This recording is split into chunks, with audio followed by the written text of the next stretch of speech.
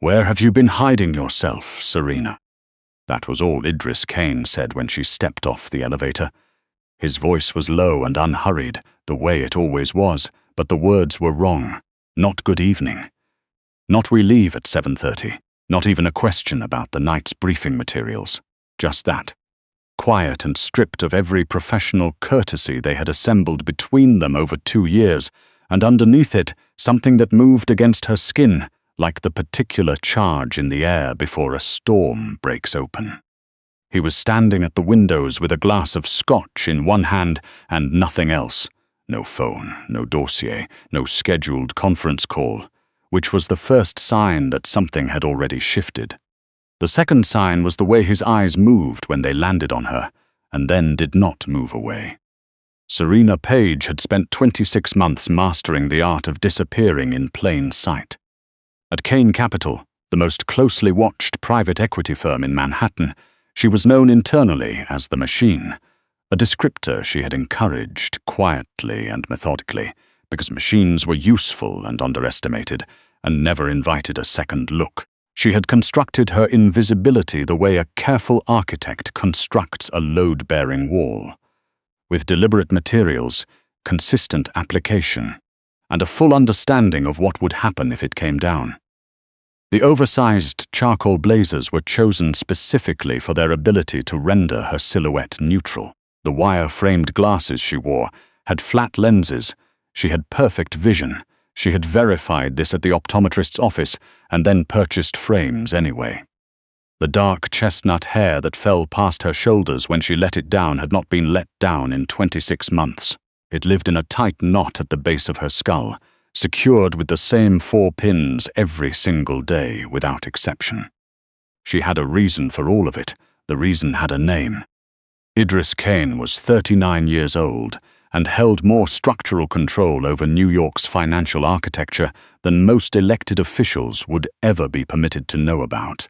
On the public record, Cayne Capital was a legitimate private equity powerhouse, the kind with 17-page profiles in business publications and a charitable foundation that donated visibly and often to children's hospitals.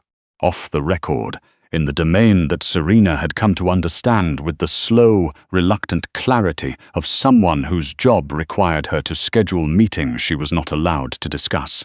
Idris controlled the movement of restricted arms through the northeastern seaboard, with the same cool organizational precision he applied to his quarterly reports. He operated in 2 worlds, wore the same expression in both, and the people in his immediate orbit understood that proximity to him was a conditional arrangement that could be terminated without notice. Serena had understood this from the first week. She had taken the position at Cayne Capital out of desperation, which was the only state of being that would have led her through those glass doors with a fabricated composure she had not yet earned. Her younger brother Penn had been diagnosed with a critical cardiac condition 18 months before she applied. The kind that required a surgical intervention their combined insurance had declined to cover, twice, with the bureaucratic serenity of systems designed to outlast the people inside them. Serena had been in her 2nd year of medical school when the diagnosis came. She had left within the semester. She had sold the cello her father had saved for 8 years to buy her, the one she had played since she was 7, the one that still appeared in her dreams with the particular weight of something irreplaceable.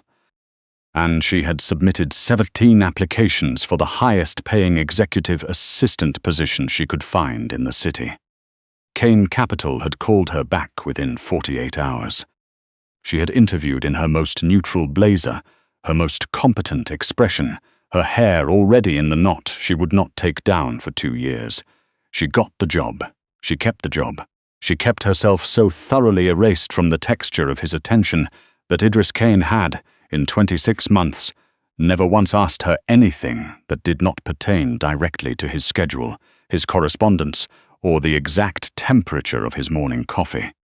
Until the night of the Whitmore Foundation gala, when his usual companion had been evacuated from the city after a security assessment, concluded she had become a liability, and his head of security, Cesare, had dropped a black folder on Serena's desk with the particular efficiency of someone delivering bad news they did not consider to be their problem. "Mr. Cayne needs a +1 for Friday's event," Sayer had said. "Someone who knows the room and won't require a briefing packet. He said to tell you it isn't a request." Serena had stood in the boutique on Fifth Avenue for 43 minutes that afternoon, genuinely cold despite the heated interior, moving through racks of dresses with the focused dissatisfaction of someone who understood that the right answer was probably not here and might not exist. Everything was designed to be noticed. Everything required a certain acceptance of visibility that she had spent 2 years refusing. She found it on the end of a back rack, half hidden behind a silver gown that belonged in a different decade. Garnet silk, bias cut, long sleeves, a high, modest neckline. On the hanger it looked conservative enough that she could almost convince herself it would be fine.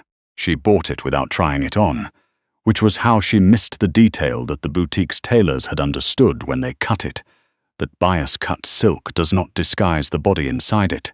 It maps it.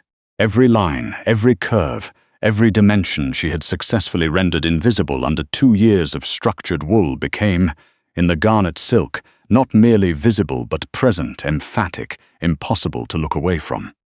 She had stared at herself in the bathroom mirror and understood that she had made an irreversible decision. Then she had gone anyway. The elevator opened into his penthouse at exactly 7 o'clock, and he was already looking at her. "Where have you been hiding yourself, Serena?" "Good evening, Mr. Cayne." Her voice came out steadier than she had any right to expect. "The car will be ready when you are." Idris set his scotch down on the windowsill. He walked toward her with the particular quality of motion she had catalogued over 2 years. Unhurried, directional, the locomotion of someone who had never operated under time pressure because time had long ago arranged itself around him. But there was something different in it tonight. An attention in his movement that she felt against her skin before he was close enough to touch her. He stopped within a foot of her. He looked at her the way people were not supposed to look at their assistants. Thorough, unhurried, unabashed, starting from the loose waves that the salon had refused to put back into pins and moving down the garnet silk to where the bias cut clung to her hips and then back up to her face, where he stayed. 2 years, he said. She waited. "You've been sitting outside my office for 2 years." His hand came up slowly, and he tucked a wave of hair back behind her shoulder with one deliberate finger, as though the motion were something he had considered ahead of time. "I looked at your employee file this afternoon. Your vision prescription is listed. It's perfect." "The glasses help me focus," she said, which was the only defense she had prepared for this exact contingency, and which sounded in the moment entirely inadequate. "Tonight you are not hiding." He said it the way he issued most directives, as established fact rather than instruction. His hand settled against the small of her back, barely making contact, a warmth she felt through the silk like it was her skin. "Stay close to me. Don't engage Cesare Vega if he approaches. Don't release my arm without my signal." "Understood," she managed. He held her gaze for one long second, something working itself out behind his eyes that she did not have the vocabulary to name precisely. Only the sensation of it, which was like standing at the edge of something enormous and looking down. Then the controlled, impenetrable executive returned like a mechanism engaging, though the heat in his eyes when he looked at her did not entirely disappear. "Let's go," he said. The Whitmore Foundation gala occupied the 62nd floor of a midtown tower that had been purpose-designed for occasions exactly like this one, all soaring ceilings and Italian marble and calibrated to make everyone present look simultaneously powerful and trustworthy. Serena knew the guest list from 6 weeks of managing the invitation logistics. She knew it better, in certain respects, than the official event coordinator did, because Serena had also cross-referenced it against the intelligence traffic that moved through Idris's encrypted communications. The deputy mayor and the rezoning decision that had moved through approval in 11 days rather than the standard 18 months. The federal circuit judge who took fishing trips on a yacht, registered to a shell company with Cayne Capital as a silent partner. The head of the city's largest construction union, whose pension fund had received a remarkably well-timed investment from Cayne Capital 18 months ago, right before a labor dispute that had threatened to delay 3 major developments. Serena had learned over 26 months to read the architecture beneath the architecture. It was the most essential skill for surviving in Idris Cayne's world. He kept her close from the moment they stepped out of the car. His hand found the small of her back and stayed there, a navigation point and a declaration simultaneously.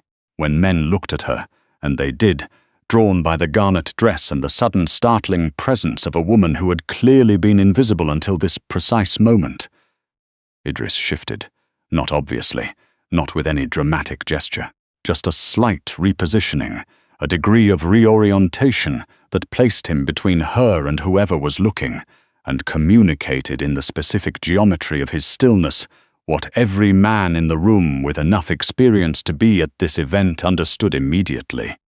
"Relax," he murmured close to her ear as he passed her a glass of champagne. "You look like you're waiting for sentencing." "I feel like I might be," she admitted. Something moved in his expression. "You know everyone in this room." "I've read their files. It's different." "Is it?" He was watching her with an attention that felt different from the professional focus she was accustomed to. More personal, more present, less filtered through the lens of what she could do for him. "You've been managing intelligence on every person at this event for 2 years. You've flagged patterns I didn't ask you to track. You've anticipated complications before my security team did." A pause, long enough to have weight. "I've been treating you like an assistant." "You've been treating me exactly like what I told you I was," she said. He looked at her, a long, slow look that felt like the recalibration of a significant assumption. "That ends tonight." The moment shattered when a voice arrived from behind them like something thrown. "Cayne." The name landed like a stone dropped in still water. Serena didn't need to turn around. She recognized the voice from the intelligence briefs she had quietly read over 2 years, the kind of reading she had told herself she did only to understand his schedule, only to anticipate his conflicts, only to be useful. But the truth was that she had read them, because Idris Cayne's world had slowly, inexorably become the world she understood best, and Cesare Vega's name appeared in it with the frequency of a recurring threat. Cesare controlled the narcotics supply chain across 4 northeastern states and had been attempting to leverage territory into the weapons market that Idris held exclusively. They had been in a cold war for 8 months, civilized on the surface, genuinely lethal underneath. Cesare was tall, expensively dressed in ivory, and wore the smile of a man who had thought about this moment ahead of time. His eyes went to Serena the moment he finished addressing Idris, and they stayed there, with the particular quality of an assessment being made. "I didn't know you'd elevated your assistant," Cesare said pleasantly, in a tone that landed just short of insulting, close enough to mean something. "Bold choice, bringing her into a room like this." "Your eyes," Idris said with the cordial finality of a door closing, "belong on my face." Cesare laughed. It was not a real laugh. "Always so protective of your people, Cayne." His gaze moved back to Serena with the deliberate quality of someone turning a key. "Tell me, does she know that you know, or is that conversation still coming?" Idris's hand at her back went very still. "Know what?" Serena heard herself say. Cesare's smile arrived already holding what it was about to deliver. "Ask her about Constance Bell. Ask her what Constance promised in exchange for the information she's been sending out of Cayne Capital for the past 18 months. He looked at Serena directly. "Ask her about her brother Penn, about the arrangement Constance made with my people before Serena ever walked through your doors." The ballroom continued. Somewhere a cellist, not her, never her anymore, drew a bow across strings in something light and seasonal. The deputy mayor said something that produced laughter from a circle of people 20 feet away. Serena felt the blood leave her face with the specific efficiency of a system shutting down a non-essential service. Idris turned to look at her. The warmth that had been building all evening extinguished itself the way a candle went out in a draught, suddenly, completely, leaving something cold and hollow where it had been. What looked at her now was the part of him that was not an executive, not a man in a tuxedo, not the person who had tucked her hair back with one careful finger. Is that true? Not the way he means it, she said. Cesare's hand reached for her arm. He did not reach her arm. What followed was brief and surgical. Idris catching Cesare's wrist at the exact angle required to produce significant pain without visible damage, Sayer and 3 other men materializing from the crowd in the specific positions that cut off all viable exit routes for Cesare's people, and a 15-second exchange of the kind that needed no volume, because everyone present already understood the language it was spoken in. "This conversation is finished," Idris said, still in that same pleasant voice. He released Cesare's wrist. "If you reach for her again, I will find a considerably more permanent way to resolve our disagreement." He didn't wait for a response. His hand found Serena's arm, firm, purposeful, and moved them both through a service door, down a corridor lit by emergency strips, and into a small anteroom that smelled of expensive coats and the cedar blocks placed among them. The door locked. He let go of her arm. He looked at her. She told him everything. The surgery, the money, Penn's diagnosis that turned out not to be a diagnosis so much as a manufactured crisis designed to produce a specific outcome. Constance Bell, and her apparently genuine professional mentorship that had slowly, subtly over 18 months, begun to include questions Serena had initially rationalized as internal compliance review. The moment she had recognized the pattern, the specificity of what Constance was asking for, the routing of the requests through unofficial channels, the way she had begun, very carefully, to redirect and substitute, and feed Constance numbers that were technically accurate and operationally inert, the records she had kept. Every conversation, time-stamped, filed in an encrypted folder on a personal device she had never once connected to a Cayne Capital system. "You documented it," Idris said. "I went to medical school for 2 years," she said. "I know how to maintain records." He was quiet for a moment that felt longer than it was, and Penn. "I thought he was a victim." The words came out flat, which was how she kept them from becoming something else. "I thought Cesare's people were holding his debt over him, and that if I lost this position, something would happen to him. I have believed that for 2 years. She paused. "I'm revising that now." "Serena!" He said her name the way she had learned, over 26 months, to recognize as significant, not the professional neutral, but something underneath it. "Why protect me? You could have given Constance real information. Penn would have been safe. You would have been safe." She looked at him in the low light of the coat room and decided that the time for strategic withholding was genuinely over. "Because I love you." She said it without decoration, without apology. "I understand how that sounds. I understand what you are and what this world is, and what the appropriate professional response to that sentence is. But you asked me for the truth, and that is the truth. I have loved you since approximately the 4th month, which I am aware is clinically irrational." Idris Cayne stood entirely still. "I didn't give Constance anything real," Serena continued, filling the silence because she had always been better at useful action than waiting. "I misdirected her for 18 months. I risked Penn's safety, which I now understand was considerably less at risk than I believed, to protect your operation and the people in it, and you, specifically. I did this without telling anyone, without being asked, without any expectation of anything in return." She stopped. "I think that's everything." He kissed her before she finished the last sentence. It was not gentle. It was the kind of kiss that arrived with accumulated weight behind it. All the months of proximity and deliberate distance, compressed into a single point of contact that tasted of champagne, and something more fundamental than that. Something that had been waiting for the precise moment the pretending stopped being available as an option. She held onto the lapels of his jacket and kissed him back without hesitation, because she had wanted to do exactly this for 22 months, and she was not going to waste the moment on restraint. When they finally separated, both of them were breathing differently. His forehead rested against hers, his hand still cradling her face, his eyes closed in a way that looked less like peace and more like someone counting the cost of a decision they have already made and are not reconsidering. "Penn," he said quietly. "Yes. Cesare thinks he holds leverage through your brother. He doesn't understand that I'm going to eliminate the leverage." He was already reaching for his phone, the syndicate commander returning with a completeness that would have frightened her 6 hours ago. "Saya, code black. I need a location cross-referenced with Vega's East Side holdings, Penn Paige, last known Brooklyn address. Move now." He lowered the phone and met her eyes. "Trust me." "I've been trusting you for 2 years, she said. "I just wasn't telling you about it." Something passed through his expression, quick, unguarded, and entirely human. Then he opened the door.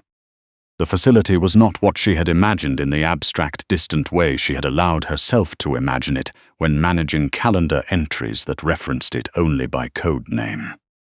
It was not chaotic. It was not the disorganized violence the idea of a private criminal enforcement arm might suggest. It was structured.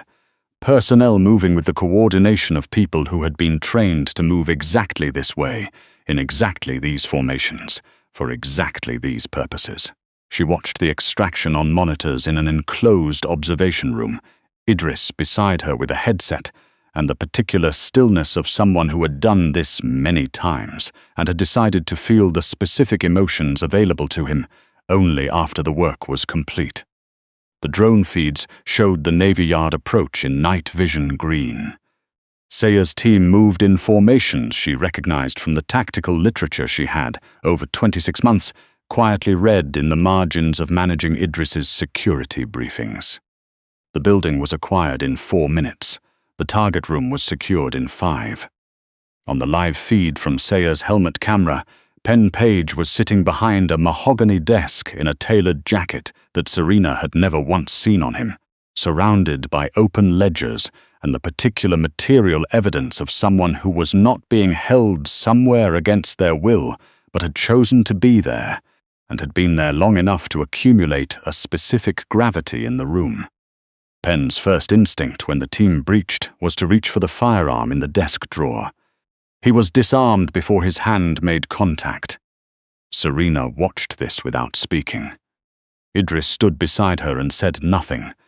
There was nothing to say that the screen was not already saying. "Bring him in," Idris said into the headset, "and the ledgers, everything in that room." Penn arrived in zip ties and the tailored jacket, which looked worse in the industrial lighting of the facility than it had on the monitor. He looked up at Serena when she descended the stairs, and the expression on his face ran through several versions of itself before settling on something that was too calculating to be shame and too aware of the room to be entirely defiant. "Rena," he started with her name, which had always been the beginning of the version of Penn she was easiest to manage with. "You have to understand. Constance came to me first. She told me what she was building, what she needed. She made me an offer and I—" "What offer?" Serena said, not a question. Penn's jaw worked, a position, a real one. She said she needed someone on the inside of Cayne's operation and she needed access through someone who would be trusted, someone with a clean background and the right credentials. He looked at his sister, and for the first time something moved behind his eyes that might, in different circumstances, have been recognizable as guilt. "You were always the one with the future, Rena. Med school, the music, everything mapped out. I was just the afterthought. I thought." "You told her she could use me," Serena said. "You invented the cardiac diagnosis." The diagnosis was real. Penn shifted, the zip ties catching. "The financial catastrophe wasn't. I inflated it. I knew you'd believe me. I knew you'd do whatever it took." He exhaled. "I got a corner office out of it. I got a future. I'm sorry you were the cost of that." The warehouse was very quiet. Somewhere in the building, personnel moved with the steady efficiency of people doing their jobs. Outside the high windows, the East River reflected back the lights of a city that was completely indifferent to what was being settled in this room tonight. Idris came down the stairs slowly, the way he descended every staircase, like the architecture had been installed for his convenience. He stopped beside Serena. He looked at Penn with an expression that did not contain mercy, but did contain the particular patience of someone willing to wait for her to decide. Penn looked at the gun at Idris's side. He looked at his sister. "Rena, come on, we're family. Whatever I did, I'm still your blood." Serena looked at her brother for a long moment. She thought about medical school. She thought about the cello. She thought about the 4 pins she had put in her hair every morning for 26 months, about the blazers 2 sizes too large, about the glasses with flat lenses, and the careful daily work of erasing herself in service of a loyalty that had not existed on the other side of it. She thought about what Idris had said in the coat room earlier. That ends tonight.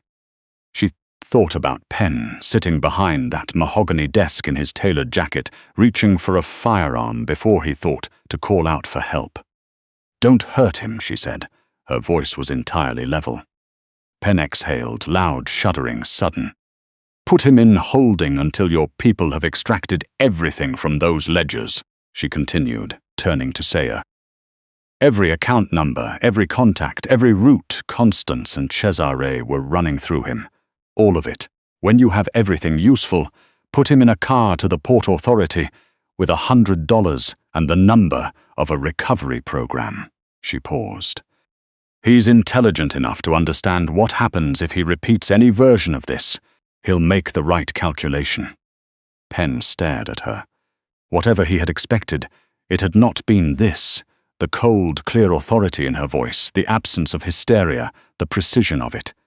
She watched him recalibrate her, the way people recalibrated her when she finally stopped performing her own limitations. "Take him downstairs," Saya said, and Penn was gone, and the warehouse was quieter.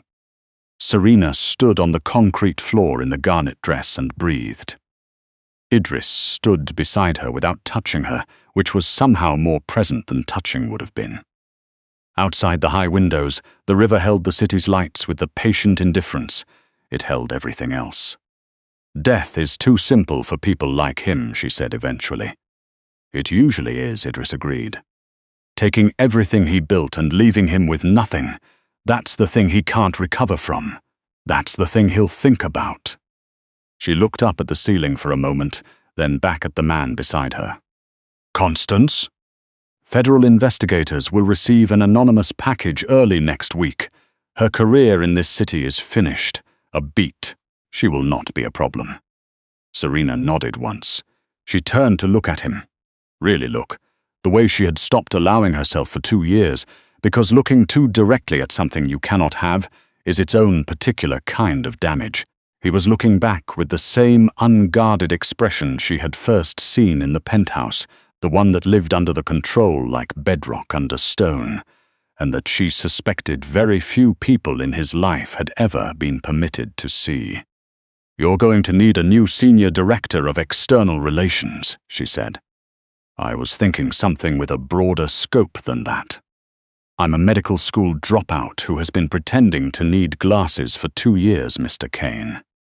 You ran a covert intelligence operation inside my organization for 18 months without detection, while simultaneously performing your official function at a level that has made you effectively irreplaceable, while managing to do none of those things in a way that compromised the others." He looked at her with a specific stillness of someone who has finished making a decision and is simply stating the result. "I have been in this business for 15 years. I cannot name 3 people in it who have that record." Serena looked at her hands. The garnet silk had held up remarkably well for a night that had included a gala standoff, a confession in a coat room, and a covert extraction operation. Her father would have found all of this very difficult to explain to anyone. She looked back up. "I'm not your assistant anymore," she said. He reached out and tucked the same wave of hair behind her shoulder that he had touched in the penthouse. Slowly, deliberately, the same motion twice now, like something being repeated until it became permanent.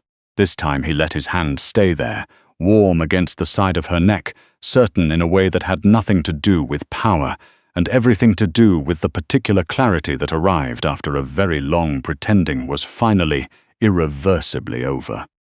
"No," he said, "you're not." She stepped into him. He met her halfway. Outside, the river continued to hold the city's lights, cold and brilliant and entirely unbothered by the particulars of two people standing in a converted waterfront warehouse at 1 a.m, reorganizing the terms of everything between them.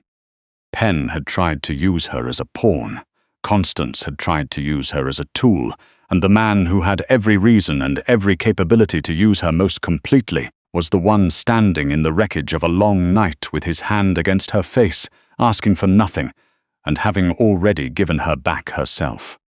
"We have a city to figure out," she said quietly against his shoulder. His arms tightened around her. "We have a city to run," he corrected, without any uncertainty at all. She didn't argue.